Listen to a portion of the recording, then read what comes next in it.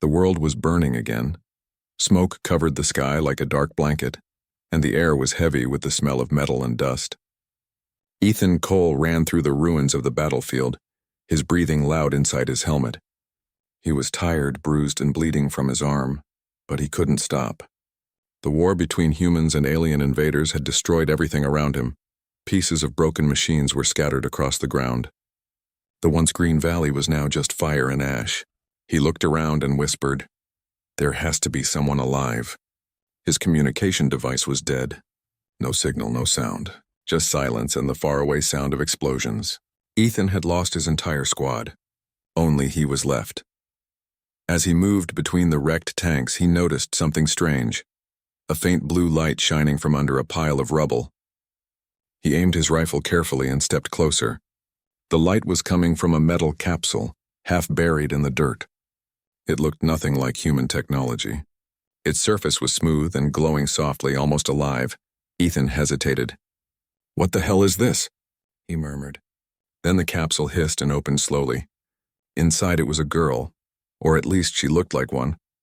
Her skin was pale with a soft blue tint, her hair silver white, and her eyes, they were glowing with tiny stars inside. She looked scared and weak, her clothes torn and strange symbols glowing faintly on her neck. Ethan froze. He had seen alien soldiers before, tall, armored, cruel. But this girl looked different. She looked innocent. She tried to speak, her voice soft and musical. "But please, help." Ethan lowered his rifle immediately. "It's okay. I'm not going to hurt you." He knelt down and gently pulled her out of the capsule. She was light, almost weightless. As soon as she touched his arm, a strange, warm feeling spread through his body. Like her energy was flowing into him. Before he could ask anything, a red light flashed on his armor. Incoming drone detected. Ethan turned around. Over the hill, a massive enemy drone hovered, its guns glowing red. It had locked onto them. He looked at the alien girl. She was too weak to move. The drone charged its weapon. There was no time to think. Ethan shouted, "Hold on!" and threw himself over her as the world exploded in fire and sound. The shockwave hit like a hammer. Metal shrapnel tore through the air. Ethan felt something hot pierce his back. The pain was sharp but brief. He tightened his arms around the girl, using his body as a shield. Then everything went white. No sound. No feeling. Just silence. When Ethan opened his eyes again, the sky was blue. Not the dirty gray sky of Earth, a bright, endless blue. He sat up slowly, confused. The pain in his back was gone. His armor was still scorched, but his wounds had vanished. He looked around. The battlefield was gone. No smoke, no destroyed machines. Instead, he was sitting on soft green grass beside a quiet lake, and above him floated two suns. Ethan stared in disbelief. What is this place?" He stood up and looked around. The air smelled fresh, almost sweet. Strange birds with crystal feathers flew overhead. In the distance, giant floating islands hung in the sky, connected by glowing bridges of light. He turned in circles, trying to understand. This isn't real. It can't be real. Then he remembered the girl. He spun around, but she was gone. Her capsule wasn't there either. Only a faint trail of blue light led toward the forest ahead. Ethan followed it, his boots pressing softly into the grass. The forest was glowing faintly, its trees made of translucent glass-like material. Every leaf shimmered with energy. The air was warm but filled with a strange whisper, like thousands of voices speaking quietly in another language. He walked for a few minutes before he saw movement, a figure standing at the edge of the forest. It wasn't human. The figure was tall, dressed in silver armor that looked grown, not built. Its face was hidden under a helmet shaped like flowing metal. When it spoke, the voice was calm but echoing, not coming from its mouth but from everywhere at once. "Welcome back." "Guardian," Ethan froze. "Guardian? You must be mistaken. I'm just..." Before he could finish, more figures appeared behind the first, all of them glowing faintly, their eyes soft and bright. They looked at him as if seeing something holy. One of them stepped forward and placed a hand on his shoulder. "The prophecy was true," she said softly. "You have returned through the flame." Ethan pulled back. "No, I don't understand any of this. Where am I? Where's the girl? The one I saved?" They all looked at each other. The first figure spoke again. "The princess is safe. Because of you. You have done what no one else could." Ethan shook his head. "Princess? She was just... Before he could say more, the sky darkened suddenly. One of the suns flickered and a low hum filled the air. The ground trembled. The figures looked up in fear. "The rift," one whispered. "It's opening again." Ethan stared at the horizon. A giant tear of black light appeared in the sky, like reality itself was breaking apart, and somewhere deep inside that darkness, something was watching him. Ethan couldn't move. The dark rift in the sky looked alive, twisting like a wound that refused to heal. He felt a cold wind sweep across the glowing forest, and the strange armored beings around him fell to their knees. One of them whispered, "The sky remembers." Ethan didn't understand what that meant, but the fear in their voices made his heart beat faster. Then, just as suddenly, the rift faded. The second sun brightened again, and the world turned calm. The tall figure stood up and looked at him. The one who had first spoken stepped forward.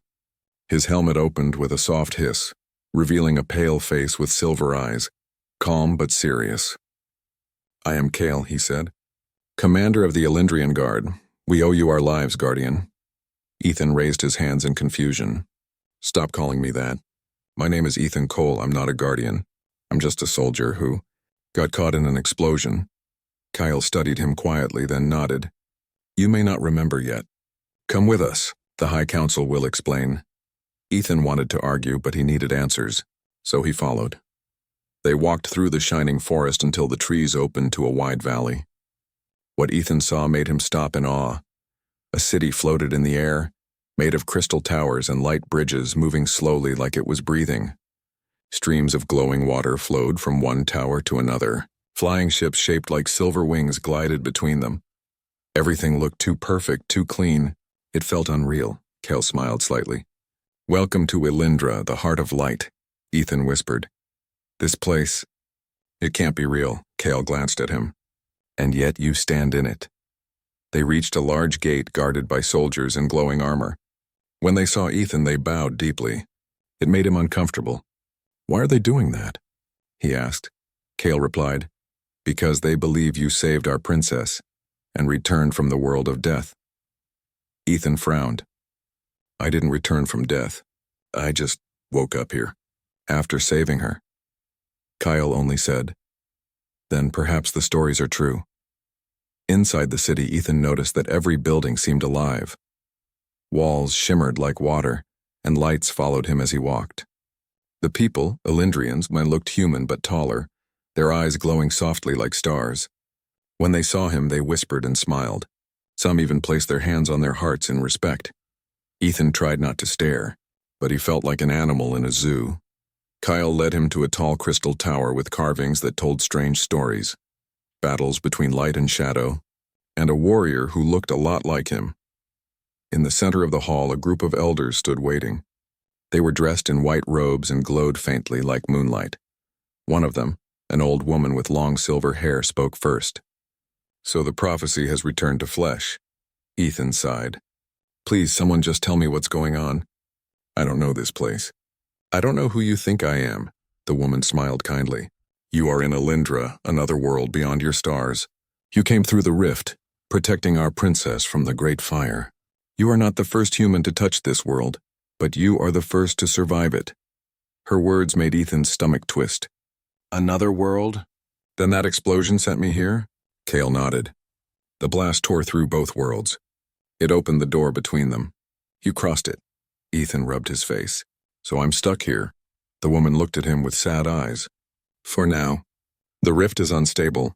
To return might destroy both worlds." Ethan didn't know what to say. He just sat down on the cold crystal floor. He thought about the alien girl and the princess. "Where is she?" he asked. The woman smiled faintly. "Resting. Her name is Lyra. She asked to see you when you awakened." Ethan looked up. "So she's safe?" "Yes," the woman said. "Because you took the flame meant for her. You bear the mark of the Guardian now." Ethan frowned. "Mark?" Kale pointed to his arm. Ethan rolled up his sleeve and froze. On his skin was a faint glowing pattern, like the same symbols he had seen on Lyra's neck. It pulsed softly with light in rhythm with his heartbeat. Ethan whispered, "What is this?" Kale's tone was grave. "A connection between your soul and hers." Before Ethan could respond, the ground shook again. A deep rumble echoed through the tower. Kale turned sharply. Another surge? An Elendrian guard ran in. Commander, there's movement near the east gate. The shadows? They've returned. The elders gasped. The old woman said, Impossible. The rift was sealed. Kale looked at Ethan, his face pale. It seems the darkness followed you here. Ethan stood, gripping his rifle. Then tell me where to find it. Kale studied him for a moment, then nodded slowly. So be it, Guardian. Let us see if the fire still answers your call. They rushed to the city walls. The sky was turning red again. From the forest below, black mist began to rise, thick, alive, and whispering. Shapes moved inside it, creatures made of smoke and teeth crawling toward the light of the city. The Elendrian guards raised their weapons, firing bolts of energy. The beams burned through some of the creatures, but more came. Ethan felt the mark on his arm grow hot. He aimed his rifle, and blue energy burst from the barrel, stronger than before. The blast tore through the shadow creatures like a wave of lightning. Kale shouted, Your power has awakened. Ethan stared at his hands glowing bright blue. That's not possible. The shadows screamed and vanished into the mist, but the ground was cracked, smoking. Ethan's vision blurred for a moment, and he almost fell. Kale caught him. Easy. You used too much energy. Ethan whispered weakly. What's happening to me? Kale looked at the dark horizon. You brought light into this world, Ethan, but also something darker, and I fear both will fight for control.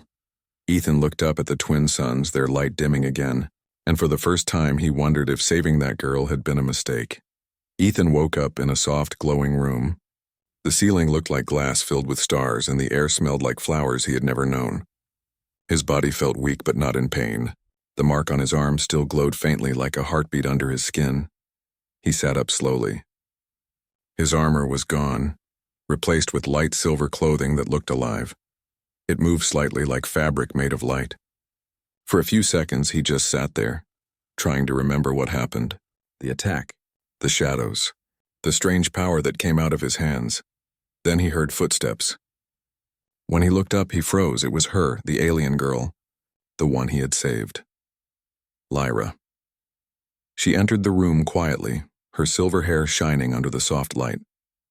She wore a long white gown, covered in symbols that glowed with the same blue color as her eyes. She smiled gently when she saw him awake. You are safe, she said softly. Her voice was calm like music. Ethan blinked, trying to speak. You're alive, yes, she replied. Because of you. She sat down near his bed. You shielded me from the fire. You should have died, yet you crossed the rift instead. Ethan shook his head slowly. I don't understand any of this. What is this place? Why does everyone call me Guardian? Lyra looked at the glowing mark on his arm. Because that is who you are now. The light chose you. The light? Ethan frowned. I'm not special. I was just trying to save someone. Lyra smiled faintly. Sometimes that is exactly what makes someone special. For a moment, silence filled the room. Ethan stared at her, realizing how strange it was. He was talking to someone not human in a world that shouldn't exist. Yet somehow it didn't feel wrong. It felt right. Lyra broke the silence. You came from the human world, Earth. Your people once lived beside ours. Long ago, before the Great Division. Ethan looked confused. The Great Division? She nodded. The war between light and shadow. Your kind chose machines. Ours chose energy. We split the universe in two. One world of matter, one of energy. But the rift, it opened again. And you came through. Ethan rubbed his forehead. So that explosion didn't just kill me. It tore a hole between worlds. Lyra looked down. Yes. And through that hole, darkness followed. Ethan's heart sank. The shadow creatures? Yes, she said softly. They were once Elendrians and my people, who were corrupted by the void. When you saved me, the energy of the explosion linked your soul to mine. You carry both light and darkness. Ethan stared at his glowing arm. You're saying I brought that darkness here? Lyra hesitated before answering. Not by choice, but yes. It came with you. Ethan stood up, angry at himself. Then I should leave. I don't want to destroy your world. Lyra grabbed his hand. You can't leave. The rift is unstable. If you try to cross it again, both our worlds could collapse. He looked at her, eyes full of frustration and guilt. Then what do I do? Lyra took a deep breath. You must learn to control the power inside you. If you don't, the darkness will grow and consume both worlds. Ethan looked away. You make it sound easy, she smiled sadly. Nothing about destiny is easy, Ethan Cole. Later that night, Cale came to see him. He brought Ethan's repaired armor and a small device that looked like a glowing compass. This will help you sense the shadow's presence, Cale explained. It reacts to dark energy. Ethan turned the device in his hand. The needle was already moving slightly. So they're still out there. Cale nodded. Always. They hide in the cracks of reality, but they are afraid of one thing. You, me? Ethan laughed bitterly. I don't even know how to control this mark. Kyle looked serious. Then learn fast. The shadows grow stronger every night. The princess believes you can stop them. Do not prove her wrong. Ethan watched him leave, then turned to Lyra. He really believes I'm some kind of hero. Lyra looked at him softly. Maybe you are. You just don't know it yet. Hours passed. Ethan couldn't sleep. He kept seeing the explosion in his mind. The fire, the sound, the moment he jumped to protect her. He stepped out onto the balcony. The city below glowed in blue and gold like a living jewel. Above, the two suns had set, leaving behind a sky full of moving stars. Then he heard a faint sound, like whispering. He turned quickly. In the reflection of the glass wall, he saw a dark shape behind him. Tall, thin, its eyes burning red. He spun around, but there was nothing there. Just the wind. But when he looked at his arm, the mark was glowing black for a moment. A voice echoed inside his mind. You don't belong here, human. You opened the door. Now we will walk through it. Ethan fell to his knees, holding his head. The voice was sharp and cold, like knives in his mind. Lyra ran in and grabbed his shoulders. Ethan, what's happening? He looked up at her with terrified eyes. They're talking to me. Inside my head, Lyra placed her hands over the mark. Her touch glowed bright blue and the darkness faded. Ethan gasped for air, shaking. Lyra whispered, It's beginning. The darkness is trying to claim you. Ethan looked at her, breathing hard. Then I'll fight it. Lyra nodded slowly. Then you must not fight alone. Outside, thunder rolled across the twin moons. And far beyond the glowing city, the black rift pulsed once again. Alive, watching, waiting. Ethan didn't sleep that night. He sat by the window, watching the strange stars move across the glowing sky. The city below looked peaceful, but he could still hear the whispers in his mind. Soft, distant, like voices calling his name from far away. He touched the glowing mark on his arm. It was warm, pulsing gently, but sometimes it turned cold, like something inside him was fighting to get out. Lyra stood at the doorway, silent for a while. You heard them again, she said quietly. Ethan nodded. They never stop. Every time I close my eyes, I hear them. Like they're waiting for me to give in. Lyra walked closer. The darkness grows stronger when you're afraid. It feeds on emotion. You must stay calm. Ethan gave a small laugh. Stay calm? I'm trapped in another world with monsters trying to control me. That's not easy. Lyra knelt beside him. I know. But you're not alone. Her words were soft, but they gave him some strength. For a few moments, the whispers faded away. The next morning, Kyle came to his room with news. His face was tense. The shadows have returned, he said. They attacked a nearby village. We're sending a team to investigate. Ethan stood quickly. I'm coming with you. Cale hesitated. It's dangerous. The infection spreads fast. The last thing we need is... Ethan interrupted. I've already seen what they can do. If I cause this, I have to help stop it. Cale looked at Lyra, who nodded slowly. Let him go.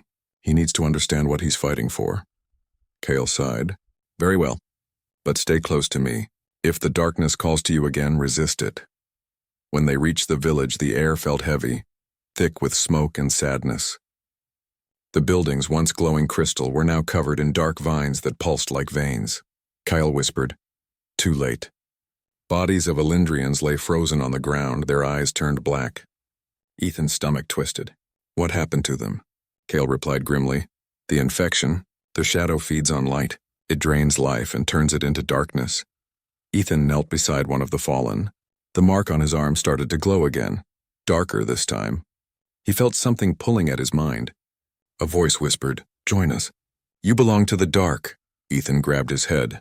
The pain was sharp. His vision blurred. He could see flashes, the explosion the moment he covered Lyra, the fire that swallowed them both. Cale shouted, "Ethan!" "Control it." Ethan fell to his knees, breathing hard. "They're inside my head again." Lyra placed her hand on his shoulder, and her touch sent a wave of warmth through him. "Breathe. Listen to my voice." Her light pushed the darkness back, but only for a moment. Then something moved in the shadows ahead. A figure. It looked human, wearing torn armor, its face hidden under a broken helmet. Ethan stood up, aiming his weapon. "Who's there?" The figure stepped into the light. Ethan froze. It was a soldier, and from his world, a human. The man's eyes were empty, black smoke leaking from his mouth. His voice was hollow. "Ethan Cole, you left us to die?" Ethan's heart stopped. "No, that's not possible." The man raised his weapon, a melted human rifle. "You could have saved us. But you saved her instead," Cale shouted. "It's a trick. The shadows are using your memories." But Ethan couldn't move. The soldier's face changed, turning into another. His old friend from Earth, Corporal Mason. "Remember me, Ethan?" the figure said, voice trembling with rage. "You promised we'd go home together." Ethan shouted, "Stop it. You're not real." The figure screamed and charged at him. Ethan fired. The blast of blue energy hit the creature, burning through its chest, but as it fell, it turned into smoke and vanished. Ethan stood shaking, his weapon still raised. His hands glowed bright blue, but dark lines were crawling up his skin. Lyra ran to him. "Ethan, your energy, it's unstable." He looked down. His veins glowed black. The infection was spreading from the mark. Cale yelled, "We must return to the city." Now, but Ethan didn't move. His body felt heavy, his heart racing. He could hear thousands of voices whispering at once. "You can't fight us. You are one of us now."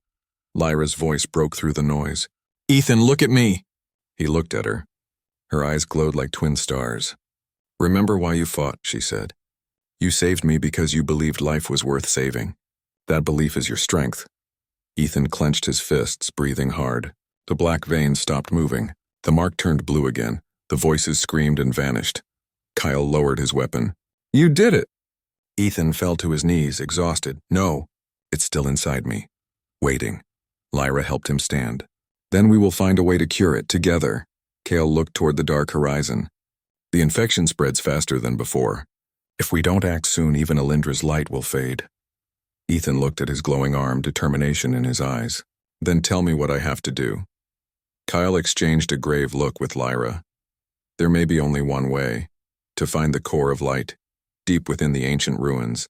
It's the only power that can purify darkness." Ethan nodded slowly. "Then that's where we go next."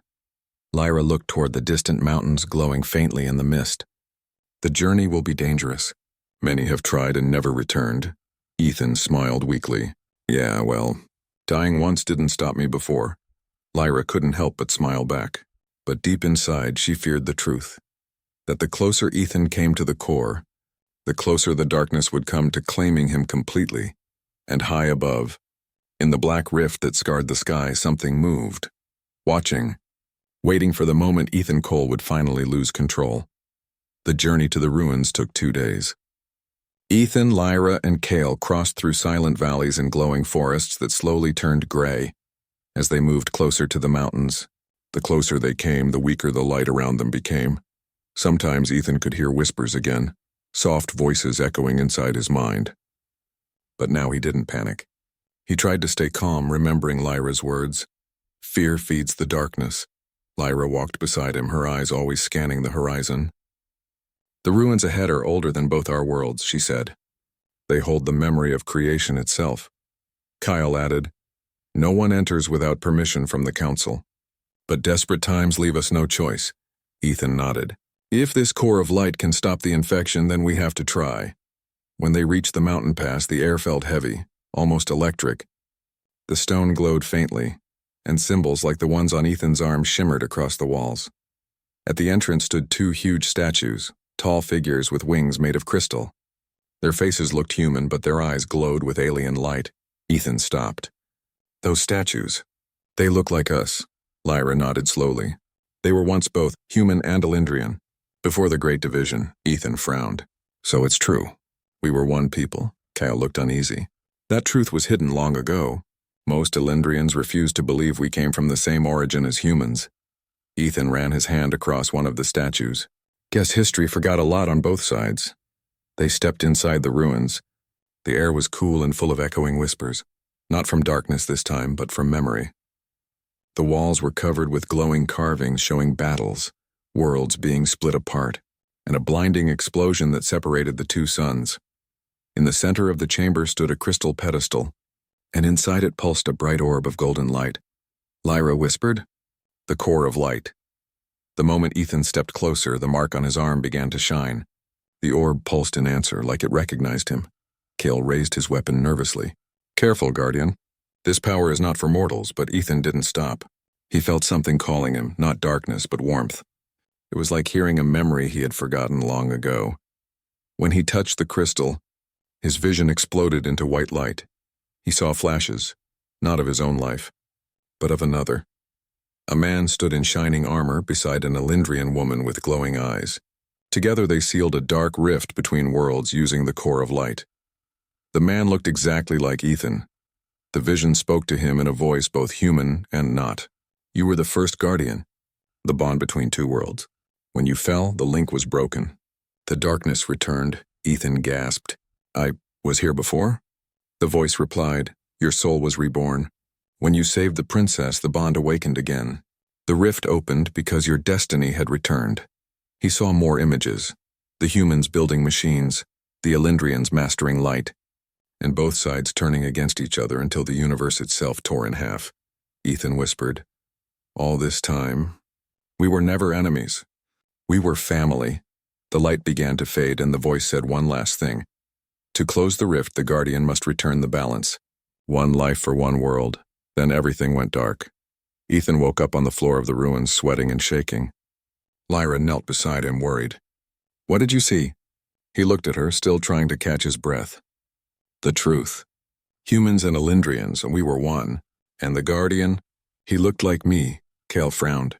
"You mean reincarnation?" Ethan nodded slowly. "I think so.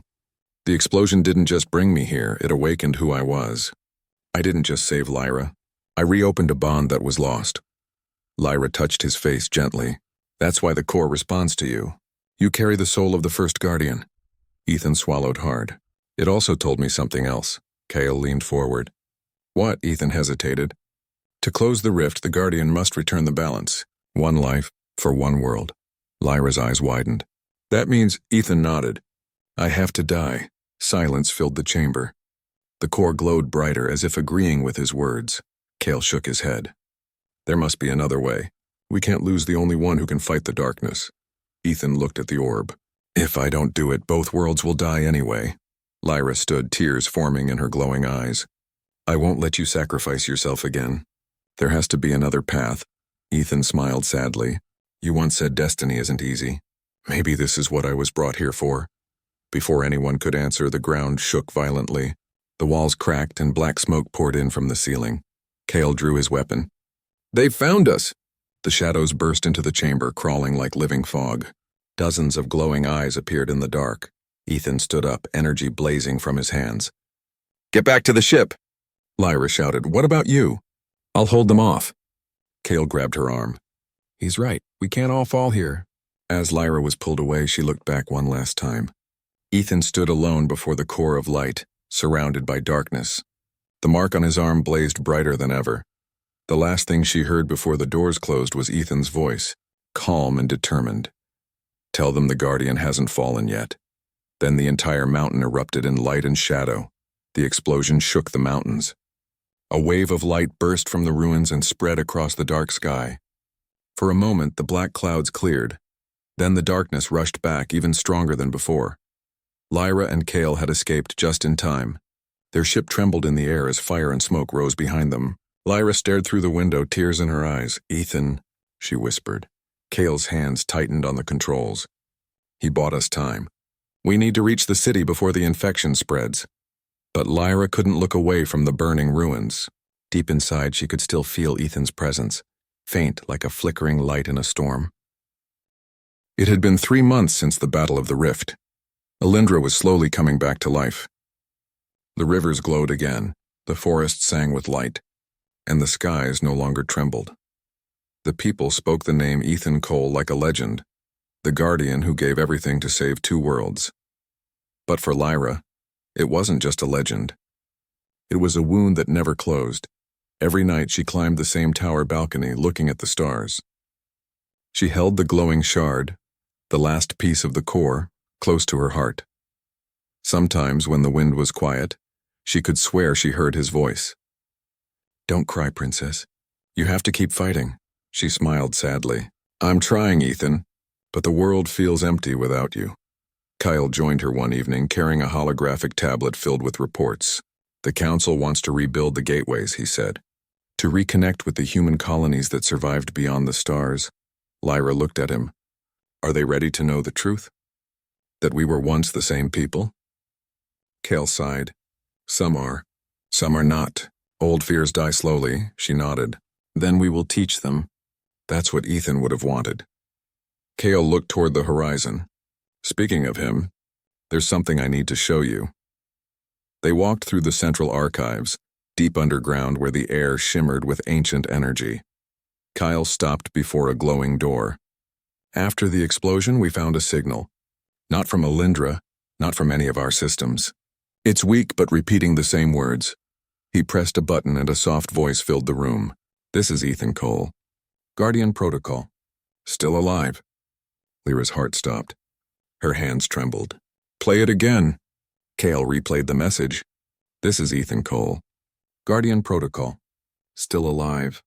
Coordinates unknown. The light must not fade." Lyra stared at the hologram, her voice shaking. "It can't be." The core consumed him. He became light itself. Kale nodded slowly. "That's what we thought. But energy doesn't die, it transforms, maybe. He survived as something else." Lyra looked at the crystal shard glowing faintly in her hand. Or maybe he found a way back. The next day, Lyra ordered a small exploration ship to be prepared. She ignored the council's warnings, ignored Kale's hesitation. "I have to go," she said. "If there's even a chance he's out there, I'll find him." Kyle sighed, handing her a small device. "Then take this. It will track the signal across the void.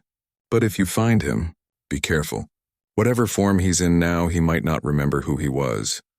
Lyra nodded. "Then I'll remind him." The ship lifted off, breaking through the blue clouds and vanishing into the stars.